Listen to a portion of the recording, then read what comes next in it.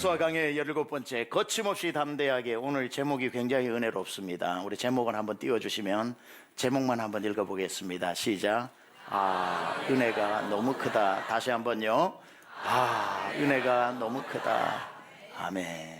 자, 오늘은 처음부터 끝까지 전쟁을 하는 가나안 5개 부족, 아모리 족속과 전쟁을 하는 이야기가 나오는데, 여러분 지난 시간에는 우리가 홀트 10주년 우리 기념 예배를 드리고, 그 전 시간에 제가 여러분하고 돌에 새긴 은혜에 대해서 여러분에게 말씀을 나누었는데, 잠시 복습을 해야 됩니다. 오늘 말씀을 이해하려면.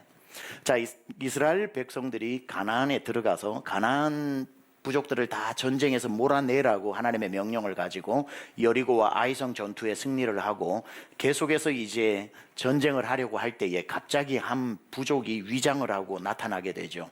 그게 이제 기브온 부족입니다. 기브온 부족.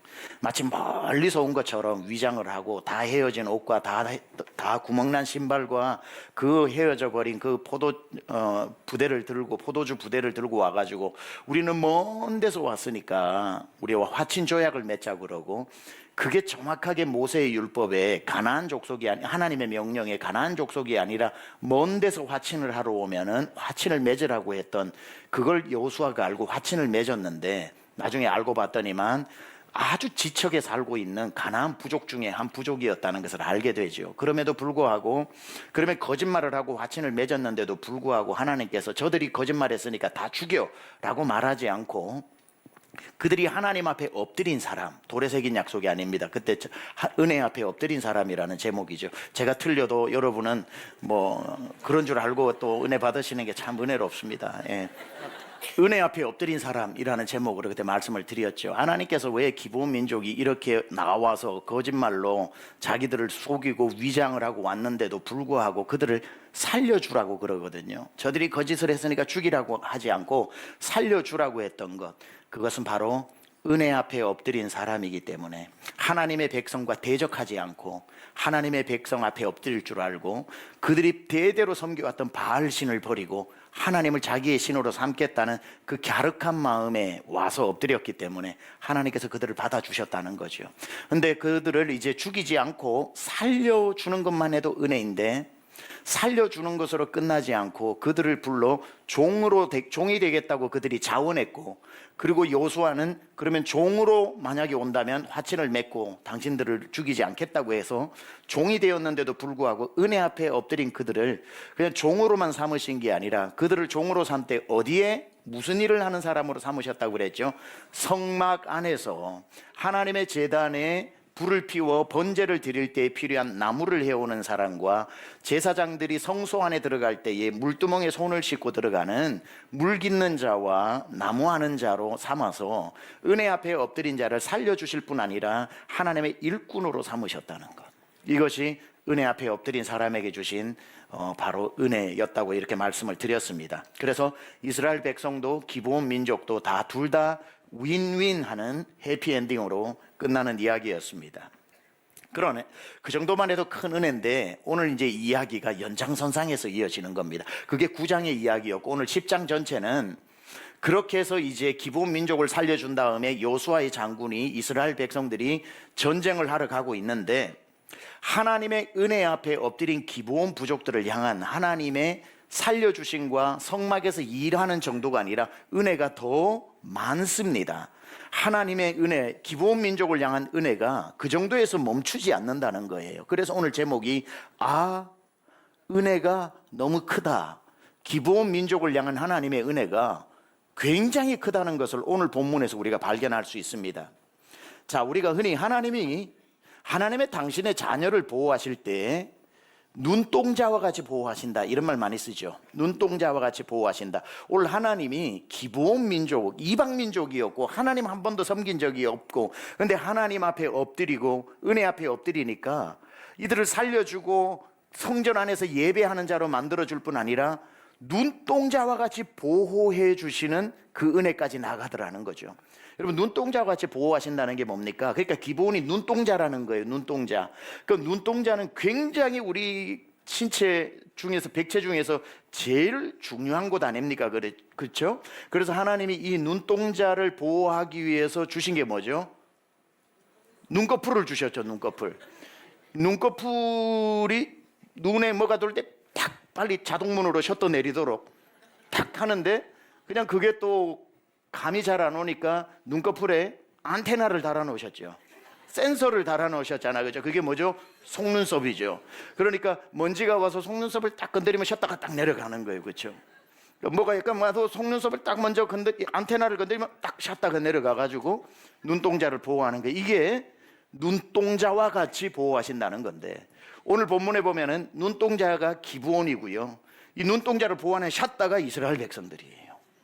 그러니까 세상에 하나님께서 택하신 선민 이스라엘 백성이 얼마나 귀한데, 하나님은 이스라엘 백성들을 오늘만큼은 샷다로 사용하시고, 그리고 기브온 민족을 눈동자로 보호해 주시는 장면이 나오고 있습니다.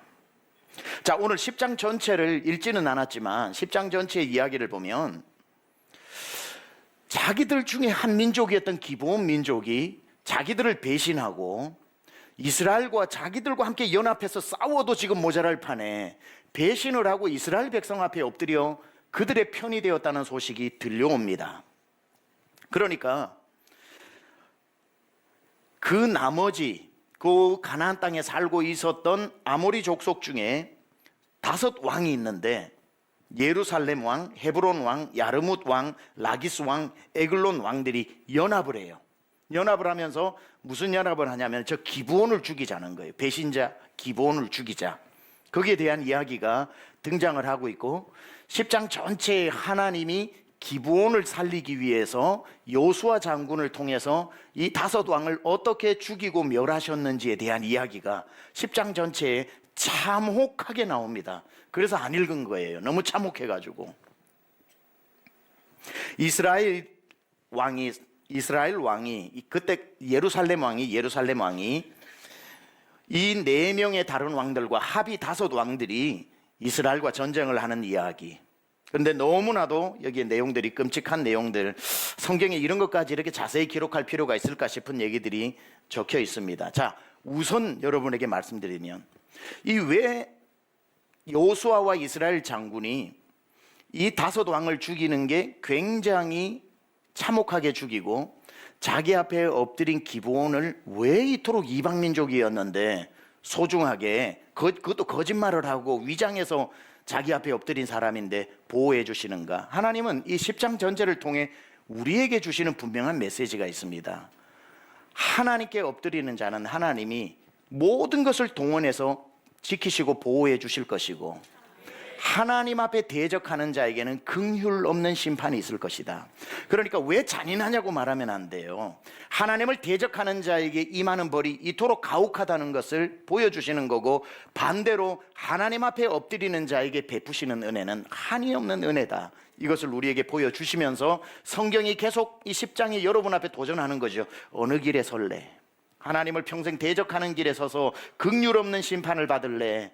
내 모양이 비록 부끄러워도 하나님 앞에 엎드리는 자가 되어 눈동자와 같이 보호하심을 받을래? 10장 전체가 우리에게 묻고 있는 질문입니다. 10장 전체는 하나님을 대적하는 민족들이 어떻게 죽어나갔는지에 대한 이야기로 가득 차 있는데, 그 참혹한 이야기 한가운데 아주 전쟁터 포화 속에서 핀 꽃 한 송이와 같은 놀라운 은혜의 이야기가 등장을 하는데, 지금부터 소개하려고 합니다. 자, 우선 이 이야기를 이해하려면 다시 한 번 더 배경을 설명을 잠시 드리겠습니다. 듣기 싫으신 분은 나가셔도 됩니다. 예. 자, 먼저 이제 5 왕 중에 주동자가 있는데 예루살렘 왕인데 이름이 아도니세덱입니다. 아도니세덱, 그 새로 시집온 세덱 말고 아도니세덱입니다.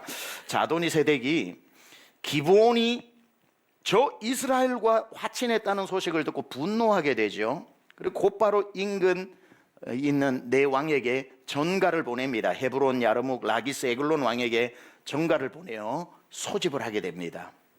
그리고는 우리가 함께 힘을 모아 저 기브온 민족을 무찌르자라고 이야기를 하는데, 그게 바로 오늘 4절과 5절인데 읽지는 않았기 때문에 지금 읽어보겠습니다. 4절 5절 한번 띄워주시면 같이 읽어보시기 바랍니다. 시작. 내게로 올라와 나를 도우라. 우리가 기브온을 치자. 이는 기브온이 여호수아와 이스라엘 자손과 더불어 화친하였음이니라 하매 아모리 족속의 5 왕들 곧 예루살렘 왕과 헤브론 왕과 야르뭇 왕과 라기스 왕과 에글론 왕이 함께 모여 자기들의 모든 군대를 거느리고 올라와 기브온에 대진하고 싸우니라. 아멘. 자, 이렇게 이제 예루살렘 왕 아도니세덱이 내왕을 모아서 기브온을 치러 온 거죠. 자, 이 소식을 기브온이 듣고 난 뒤에 어떻게 반응을 했냐면 6절입니다. 우리 6절을 한번 다시 띄워주세요. 6절 시작. 기브온 사람들이 길갈 진영에 사람을 보내어 여호수아에게 전하되 당신의 종들 돕기를 더디게 하지 마시고 속히 우리에게 올라와 우리를 구하소서. 산지에 거주하는 아모리 사람의 왕들이 다 모여 우리를 지나치나매. 아멘. 잠시 띄워주시고요. 자, 여기 보니까 이제 기브온 사람들이 그 소식을 듣고 쳐들어온다는 소식을 듣고 뭘 해요? 길갈의 여호수아와 지금 이스라엘 군대가 주둔하고 있죠. 길갈 진영에 사람을 보내요. 여호수아에게 전하되 당신의 종들 돕기를 더디하게 하지 마시고 속히 우리에게 올라와 우리를 구하소서. 산지에 거주하는 아모리 사람의 왕들이 다 모여 우리를 치나이다 하매. 여러분, 이 기브온 민족이 이 길갈의 여호수아에게 보내서 빨리 와서 우리를 도와라고 하는 이게 좀 염치 없어 보이죠? 좀 뻔뻔하지 않습니까?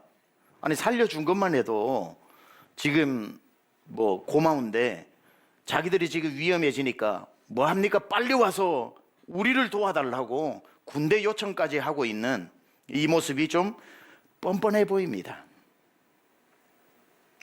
이스라엘 민족이 그들을 죽이지 않고 살려준 것만 해도 고마워해야 되는데 살려준 것을 넘어서서 성전 안에서 성막을 섬기는 일도 시켜주고 사명도 준 것도 고마워해야 되는데 이제는 마치 물에 빠진 사람 건져주니까 보따리 내놓으라는 말로 군대를 보내어 자기들을 지켜달라고 당당하게 요청하고 있는데 또 그걸 도와주러 온다 이 말이에요. 야, 이 사람들아, 염치가 있어야지. 우리를 전쟁에까지 끌어들여 이래야 되는데 여호수아가 전쟁을 치르기 위해 온다 이 말이죠. 굉장히 뻔뻔한데 그 뻔뻔함이 또 효과가 있어요. 근데 여러분에게 제가 왜 이 말을 자꾸 드리냐면은 여러분 이거 아시나요? 은혜를 받는 사람은 누가 은혜를 많이 받냐면 대부분 뻔뻔한 사람이 많이 받습니다. 한번 따라해 볼까요? 뻔뻔해야 은혜 받는다. 뻔뻔해야 은혜 받는다. 이렇더라니까요, 은혜가. 그러니까 하나님께 뻔뻔한 사람들이 있어요. 죄 지어도 자꾸 하나님 앞에 나오는 사람이 있어요. 죄 지어도 하나님 나 오지 마라 하지 마세요. 제가 하나님 아니고 어디 갑니까? 하고 자꾸 죄 짓고도 하나님과 안 멀어지고 하나님 앞에 머리 비미는 사람이 있어요. 그러면 하나님은 자비로우시고 은혜로우시고 노하기를 더디하시고 인애를 베푸시되 천대까지 베푸시고 이것이 아침마다 새롭고 또 새로우니 주의 성실이 크심이기 때문에 진노 중에라도 하나님이 긍휼을 잊지 않고 하나님이 잘못한 자녀를 때리셔도 방에 넣어놓고 뒷문 열어놓고 뒷문 방향으로 때리신다 그랬죠. 그러니까 하나님 앞에 뻔뻔한 사람이 또 용서받고 뻔뻔한 사람이 은혜받고 문제 있을 때마다 염치 없지만 또 머리를 디밀고 하나님 앞에 엎드리는 사람이 결국은 은혜를 받습니다. 근데 하나님께 자꾸 손 내미는 사람이 있잖아요. 하나님 주세요. 하나님 넉넉하시잖아요. 주세요. 하나님 힘 있으시잖아요. 도와주세요. 하나님 사람 많잖아요. 좀 보내주세요. 하나님 아는 사람 많잖아요. 좀 연결시켜 주세요. 자꾸 하나님 앞에 어제 구하고 오늘 구하고 오늘 구하고 구해도 자꾸 구하는 사람이 결국은 뻔뻔한 사람이 은혜를 받더라고요. 근데 착한 사람들 있잖아요. 하나님 앞에 굉장히 체면 차리는 사람. 주여 구원해 주신 것만 해도 감사한데 제가 더 무엇을 주께 구하겠나이까. 하나님 온 천지 만물을 운행하시느라 얼마나 바쁘신데 저 같은 미물에게 또 제가 저한 사람이라도 하나님 도와드려야지 제가 하나님을 귀찮게 해드려서 되겠습니까? 이만만 해도 충분하니 이 어려운 일은 제 힘으로 한번 헤쳐나가 보도록 하겠습니다. 그러면 하나님이 알았다 네가 알아서 해라 그러고 은혜를 안 주신다니까요. 좋은 뜻에서 했는데 나는 정말 하나님 힘들게 안 하고 나 하나라도 하나님 도와드리자는 심정으로 2번 찾아갈 거 1번 찾아가고 1번 찾아갈 거 안 찾아가고 그랬더니만 하나님의 은혜가 내게 안 오더라 이거예요. 결국은 제가 뭐 옛날에도 얘기했고 자주 부흥회 때도 이야기하지만 제비 새끼가 5마리가 있는데 제비 엄마가 그거 물어와가지고 제비를 굶겨 죽이지 않는 그게 참 저도 어릴 적에 너무 신기했는데 이어령 박사가 지성에서 영성으로 제가 알기로 그 책에 본인도 어릴 적부터 궁금했는데 여러분 봄이면은 제비 부부가 날아와가지고 처마 밑에서 지지배배 하면서 새끼 5마리를 낳고 그걸 여름 내내 모이를 물어와가지고 가을이면은 키워서 7마리가 따뜻한 강남으로 내려가잖아요. 좋은 강남에 사나, 제비는 강남에 사나 봐요. 하여튼 따뜻한 남쪽으로 날아가지 않습니까? 근데 그 제비 엄마가 그 제비 5마리를 어떻게, 여러분 제비 새끼 혹시 보셨나요? 저는 어릴 적에 우리 집에 시골 처마 밑에 제비가 항상 있었거든요. 제비가 항상 날아와가지고 여름 내내 시끄러워요. 근데 제비가 보통 한 5마리 새끼가 나면요, 제비가 똑같이 생겼어요. 똑같이 생겼어요. 그러니까 제비 엄마가 날아가서 이 5마리를 안 굶기고 다 먹이고 한 마리도 못 날아가는 놈이 없이 다 키워서 가을이면 날아가는 그게 너무 신기하잖아, 그렇죠? 그럼 제비 엄마는 근데다가 어떻게 알고 굶겨 죽이지 않을까 했을 때 이 제비는 또 가만히 있어도 일란성 쌍둥이인데 엄마가 이제 모이를 들고 벌레 한 마리를 몰고 왔을 때 지지배배 하고 입을 5마리가 벌리면 이거는 일란성 쌍둥이가 아니라 똑같아요. 그러니까 이거는 뭐 불가능하다 이거예요. 그러면 제비 엄마가 가면서 기억을 해서 다 골고루 먹이는가? 1번 줬으니까 다음은 2번 제비, 1번 줬으니까 2번 제비, 1번 줬으니까 2번 제비, 2번 하다가 중요한 거는 제비는 새다 이 말이에요. 새. 제비의 머리, 그러니까 새의 머리를 우리는 새대가리라고 그러죠. 그러니까 제비 머리는 새대가리이기 때문에 2번 몇 번이지? 이렇게 해가지고 오면 기억을 못해요. 그런데 왔는데 다 먹인다 이 말이죠. 그러니까 이어령 박사가 나중에 새 조류 박사를 만났을 때 물어봤대잖아요. 제비 엄마는 어떻게 똑같이 생긴 제비에게 모이를 기억력도 없는 제비가 주냐 그러니까 막 웃으면서 얘기했대죠. 그건 너무 간단하다고. 왜 그러냐 그러니까 이 제비라는 이 새는 배가 부르면 입이 안 열린다는 거예요. 그러니까 배가 고픈 놈이 제일 넓게 열린다는 거예요. 그러니까 제비 엄마는 그걸 누구 줬는지 기억하고 주는 게 아니라 아까 먹어도 조금 전에 먹어도 입을 제일 넓게 열면 그 놈을 준다는 거예요. 저는 여기에 영적인 굉장히 중요한 원리가 있다고 생각을 해요. 염치 없어도 하나님 앞에 오늘도 난 하나님 아니고 주 나를 박대하시면 나 어디 가리까 하고 주님 앞에 오늘 또 나오고, 여러분 뭐 여기 의로 와서 나왔어요? 금요일 저녁에 뻔뻔하게 나오신 거지.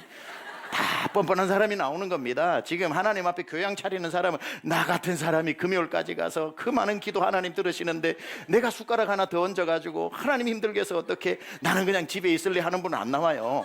교양 차리는 분은 안 나오고 뻔뻔해야 나오는 주님 막 그냥 머리를 디밀고 주의 재단에 나오는, 그냥 제비가 입을 제일 넓게 열면 하나님이 야 너는 지난주에 응답받고 이번 주에 또 오냐, 그러면은 안 되지. 하나님께서 안 나온 사람 오라 그래, 안 나온 사람 오라 이렇게 안 하신다니까요. 하나님의 은혜는 n분의 1이 아니라 은혜 위의 은혜이기 때문에 자꾸 뻔뻔해서 하나님 나를 기본 족속 같은 나를 살려준 것만도 고마운데 나 같은 사람 죽이지 않고 성전에 일 맡아서 주보도 나누고 자리도 안내하고 여기에 성가대도 서고 다 주를 섬기게 한 것도 감사한데 이제는 충분합니다.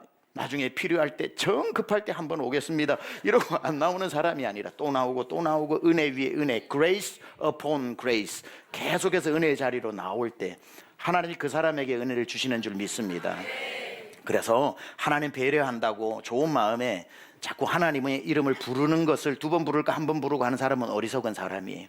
하나님은 아무리 못나도 아무리 부족해도 아무리 일주일 죄만 지어도 누굴 좋아하시느냐면 그래도 나 하나님 없이는 못 살아요 하고 나오는 기브온 백성처럼, 아니 기브온 백성이 얼마나 뻔뻔해요. 살려주고 일까지 맡겨가지고 먹을 것까지도 나무하는 자 물 깃는 자로 생계까지도 유지하게 이 여호수아가 배려해 줬는데 이제 쳐들어온다고 막 달려와가지고 당신 빨리 와서 우리 안 구해주냐고 이야기를 하는 이 뻔뻔함 속에 결국은 살아났잖아요.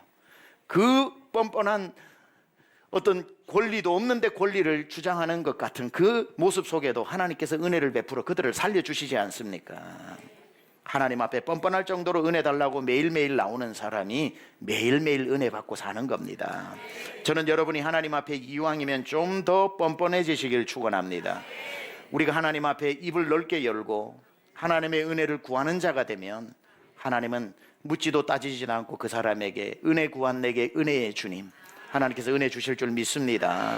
그래서 은혜가 필요한 사람은 늘 이 구절을 기억해야 됩니다. 제가 그나마 아무것도 가진 것 없는, 제가 목회를 하면서 은혜를 제일 대한민국에서 많이 받는 목사 중에 한 명이 된 것, 제가 부인할 마음 전혀 없습니다. 하나님의 은혜가 저에게 너무나도 큽니다. 왜냐하면 저는 이 구절을 저에게는 금과 옥조처럼 여기기 때문에 히브리서 4장 16절입니다. 은혜가 필요한 사람은 이 구절을 신비에 새기고 살아야 돼요. 같이 한번 읽어보겠습니다. 4장 16절 시작. 그러므로 우리는 긍휼하심을 받고 때를 따라 돕는 은혜를 얻기 위하여 은혜의 보좌 앞에 담대히 나아갈 것이니라. 아멘, 아멘. 하나님의 보좌가 무슨 보좌라고요? 은혜의 보좌인데 그 앞에 담대히 나오라, 뻔뻔하게 나오라 이거예요. 담대하게 나오느라. 네 모습 보고 나오지 말고, 지난주 어떻게 살았는지 보고 나오지 말고, 내가 지난주에도 나왔는데 또 나오냐고 숫자 세지 말고 담대하게 나오라는 거예요. 담대하게 은혜의 보좌 앞에 담대히 나갈 것이니라.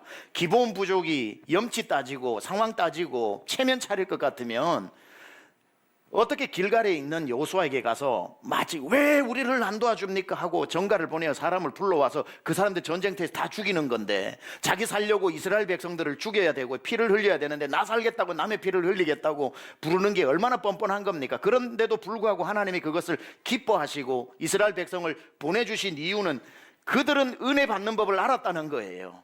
은혜의 보좌 앞에 담대히 나갔기 때문에. 하나님 아니고 하나님의 백성이 아니고 기브온 같은 우리를 이제 누가 돌봐줍니까? 이 가나안 세상에 다 바알을 섬기는데 나는 바알을 더 이상 섬기지 않고 하나님 앞에 엎드려 하나님이 나 살려주시면 살겠다고 이제는 가족들을 다 등진 기브온 민족을 하나님이 안 도와주시면 누가 도와주시냐는 거예요. 그걸 알고 하나님 앞에 엎드려 찾아간 이 사람들의 지혜가 놀랍다 이 말이죠. 같은 부족인 가나안 부족들의 연합군의 손에 죽게 되었을 때 그들은 조금도 망설이지 않고 여호수아에게 찾아가서 살려달라고 은혜를 구합니다. 그야말로 기브온 민족이 이렇게 가나안이 다 멸망될 때에도 기브온 민족만 죽지 않고 살아났던 것은 하나님의 보좌 앞에 담대히 나올 줄 아는 사람이었기 때문에. 그때 여호수아는 그 전가를 받고 조금도 망설이지 않고 기브온 부족을 구하기 위해서 군대를 모으죠. 여호수아가 이렇게 얘기 안 했습니다. 가서 전하라, 빈대도 나 짝이 있다고. 그 정도는 너희들이 해결해야지. 우리 피까지 흘리면서 너희를 살려야 되겠냐? 그거는 아니지 않냐? 내가 이스라엘 우리 동족을 위해서도 피를 지금 흘리는 것도 참 힘든 용기가 필요한데 이방인 너희들을 위해서 우리의 동족의 피를 흘려야 되냐? 그럴 수는 없다고 전해라고 하지 않고, 그 말을 듣자마자 담대히 은혜의 보좌 앞으로 나온 기브온 민족의 그 마음을 보고 여호수아가 대번의 사람을 군대를 모아 자기가 진두지휘해서 나간다 이 말이죠. 그런데 뭐 여호수아는 조약이 있고 그래도 체면이 있어서 나가는 신용이라도 했는지는 몰라도 오늘 이 기브온 민족이 구하러 왔을 때 여호수아가 출동하는 것보다 더 감동적인 장면이 뭔 줄 아세요? 하나님의 모습에 우리는 감동을 받는 겁니다. 은혜의 보좌 앞에 담대히 나온 사람에게 하나님이 어떻게 보여주시는가, 하나님의 모습에 감동을 받는데, 여호수아가 출정을 할 때에 하나님이 나타나셔요. 하나님이 나타나셔가지고 여호수아에게 말을 하는 거예요. 네가 가서 기브온을 위해서 전쟁을 할 때 하면서 7절에서 8절 이렇게 말씀하십니다. 여호수아가 모든 군사와 용사와 더불어 길갈에서 올라가니라. 누굴 돕기 위해서? 기브온을 돕기 위해서 그때에 여호와께서 여호수아에게 이르시되 나타나셨죠. 그리고 뭐라고 말씀하셔요? 그들을 두려워하지 마라. 그 5 왕들의 연합군을 두려워하지 마라.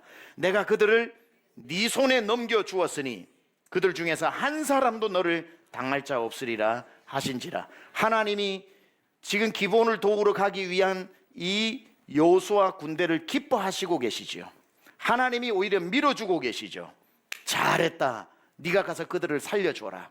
두려워하지 말고 전쟁을 해라. 내가 너와 함께한다. 그 전쟁에서 한 사람도 다치는 사람 없이 내가 전쟁에서 승리하게 해주겠다. 하나님의 보좌 앞에 나온 기브온을 여호수아만 돕는 게 아니라 하나님이 직접 등장해서 기브온을 살려주시고 지켜주시는 감동의 이야기다 이 말이지요.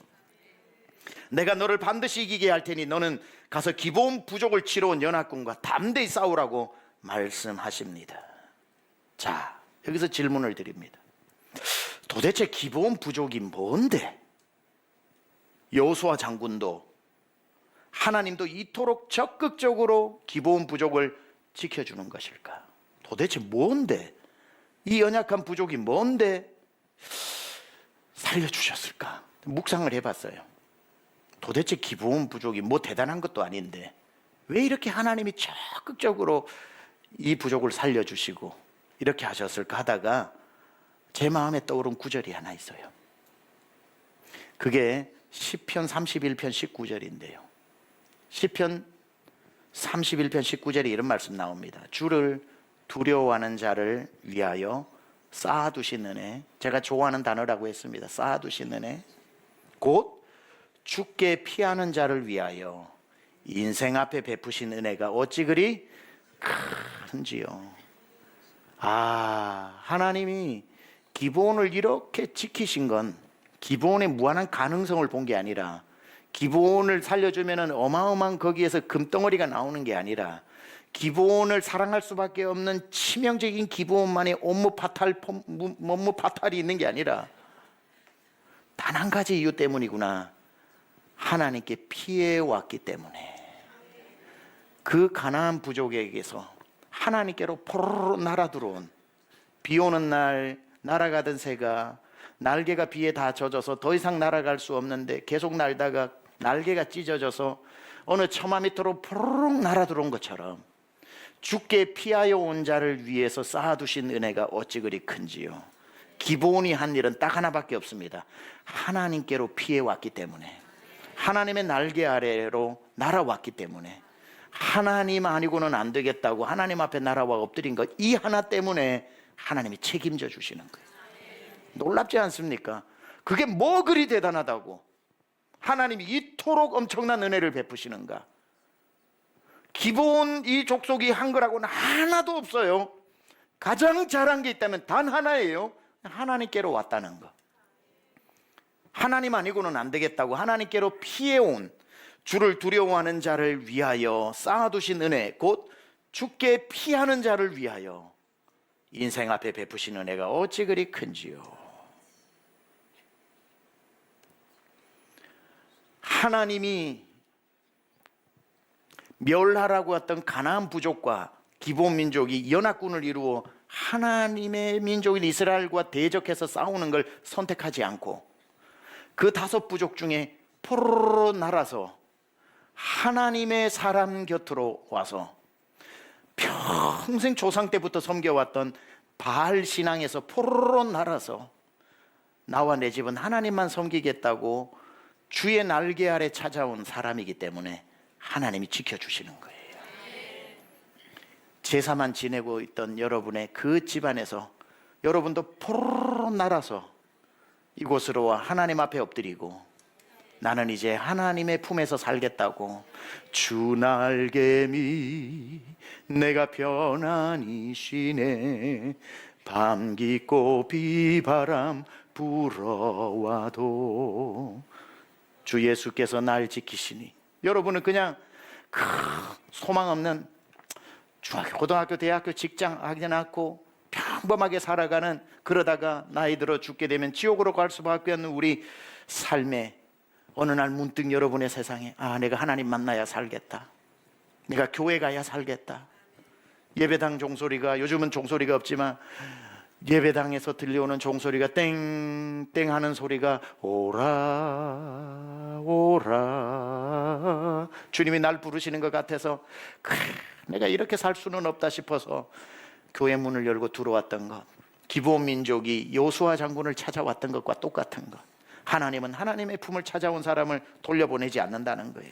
자, 이렇게 이제 여호수아가 딱 기브온을 살리기 위해서 가는데, 보통 그러면요, 하나님이, 구약에는 전쟁의 역사가 많잖아요. 전쟁의 역사가 많으면 대부분 하나님이 모세가 아말렉 전쟁을 하거나 아니면은 뭐 누가 무슨 전쟁을 하거나 할 때 여호수아야 내가 너와 함께한다 하고는 여호수아에게를 통해서 전쟁을 하시는 게 일반적이에요. 다윗을 통해서 하나님이 이기게 하시는 게 일반적이라고요.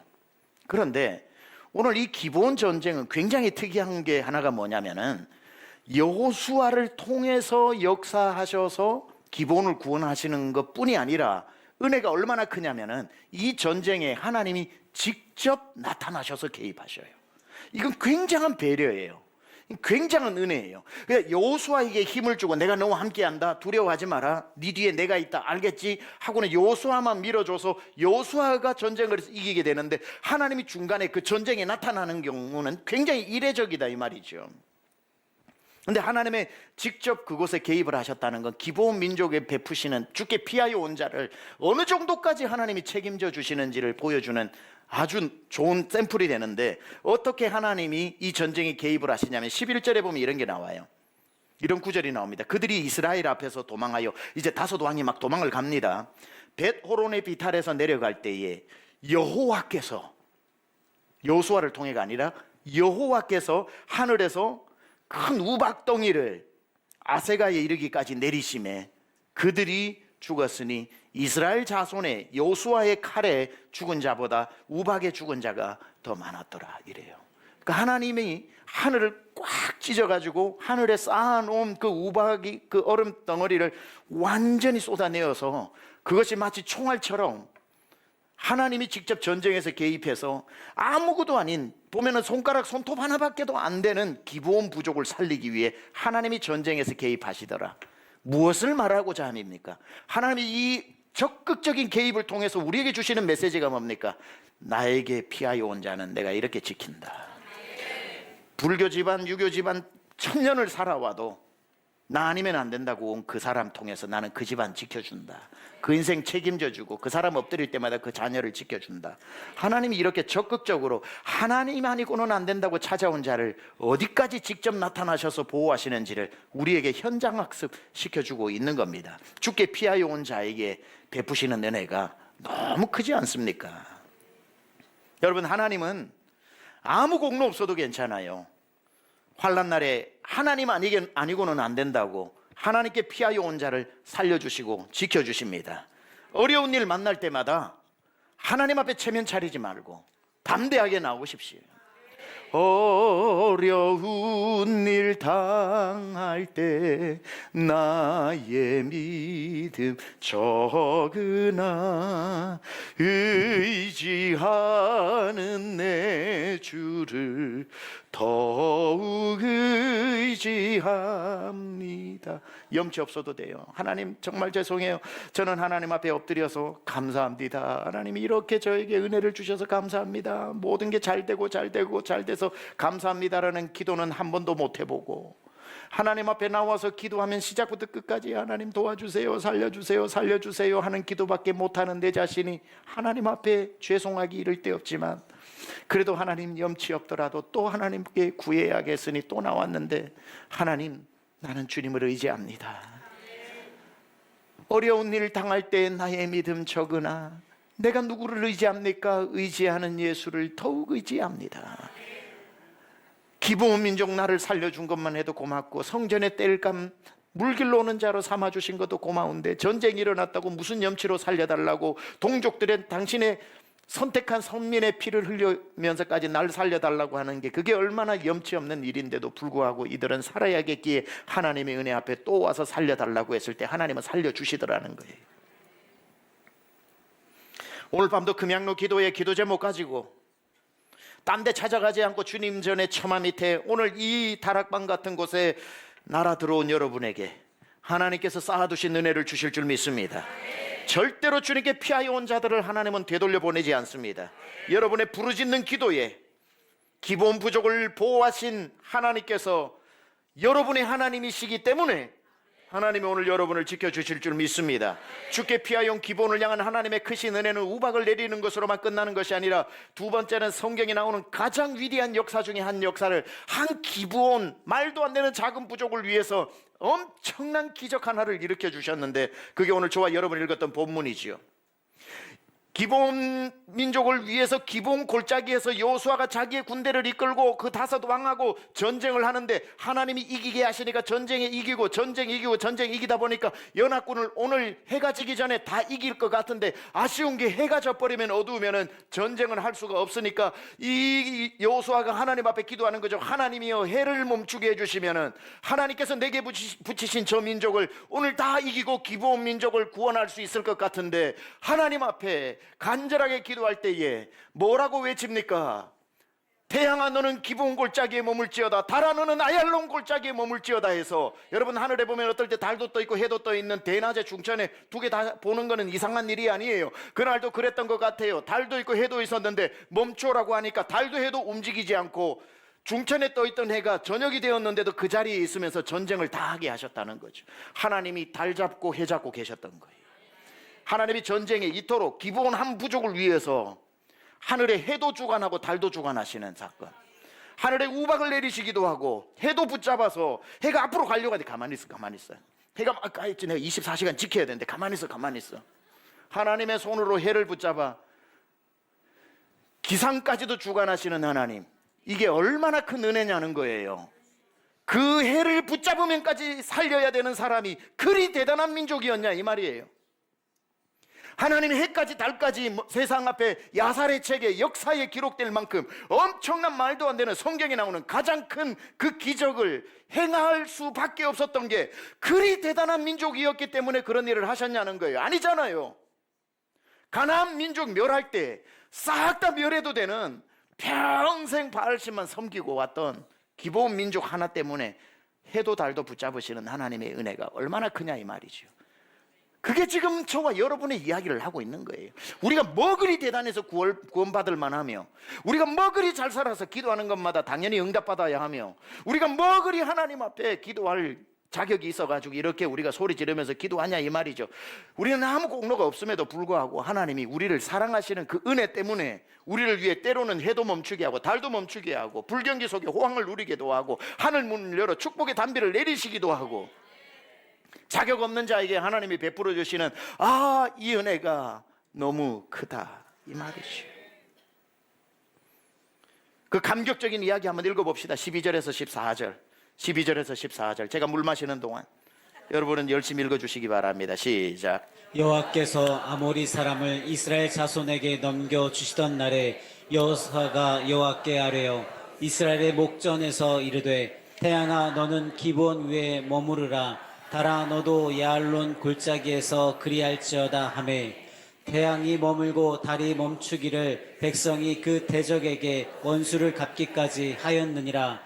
야살의 책에 태양이 중천에 머물러서 거의 종일토록 속히 내려가지 아니하였다고 기록되지 아니하였느냐. 여호와께서 사람의 목소리를 들으신 이 같은 날은 전에도 없었고 후에도 없었나니 이는 여호와께서 이스라엘을 위하여 싸우셨음이니라. 아멘. 기본이라고 하는 민족을 위해서 이스라엘 백성들을 눈꺼풀로 보내어서 그 눈꺼풀이 기본 민족을 지키기 위해서 그 보호막으로 이스라엘 백성을 출동시키고 가만 보니까 하나님은 속눈썹이 되어주신 것 같아요. 그래서 그 속눈썹으로 눈꺼풀도 지키고 눈동자도 지키시는 것처럼 해도 멈추시고 하늘의 별도 멈추시고 달도 멈추시고 하늘 문을 열어 비도 내리시고 우박도 내리시는 그 하나님이 오늘 여러분 더도 덜도 아닌 우리가 기본 조금도 더 나을 것도 없는 우리 인생에 하나님 은혜 베풀어 주실 줄 믿습니다. 다 우리는 그냥 가나안 땅에 태어나서 신이시여 신이시여 하면서 산에게 빌고 나무에게 빌고 바위 앞에 빌고 바다에 가면은 용왕 앞에 빌고 부엌에 가면 정지신한테 빌고 화장실 가면 화장실 신에게 빌고 그냥 세상 만물이 다 신인 줄 알고 그렇게 살다가 죽어야 되는 하나님 없는 우리 인생이었는데, 이 땅에 선교사님 보내어가지고 전해준 그 복음 앞에, 여러분 복음 앞에 엎드렸기 때문에 이날일 때까지 하나님이 여러분을 그 한 가지 이유 때문에 지켜주신 거 아닙니까? 여러분이 세상을 버리고 세상 앞에 엎드리지 않고 하나님 앞에 엎드리고 세상 의지하지 않고 하나님 의지하는 그 한 가지 때문에 하나님이 베풀어 주신 은혜가 얼마나 크냐 이 말이죠. 기본 민족을 생각해 보세요. 죽지 않고 살려주신 것, 내가 지옥 가지 않고 영생 누린 것과 같이 죽지 않고 살아난 것만 해도 감사한데 주님의 일까지 시켜준 그 기본 민족처럼 여러분 정말 지옥 안 가고 천국 가게만 해주신 것도 감사한데, 오늘 여러분이 강남중앙침례교회에 목자도 되고 무슨 부서의 회장도 되고 위원도 되고 위원장도 되고 서리 집사도 되고 여러분 주의 전에서 일꾼 되어서 섬기는 것이 얼마나 큰 일입니까?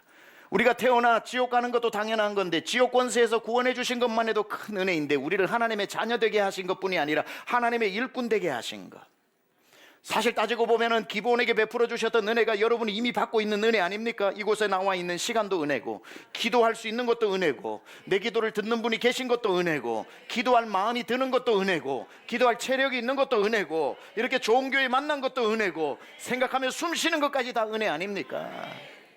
참 이만한 찬양이 없는 것 같아요. 나의 평생에 가장 복된 일은 내가 예수님을 만난 것이라. 아멘이시죠?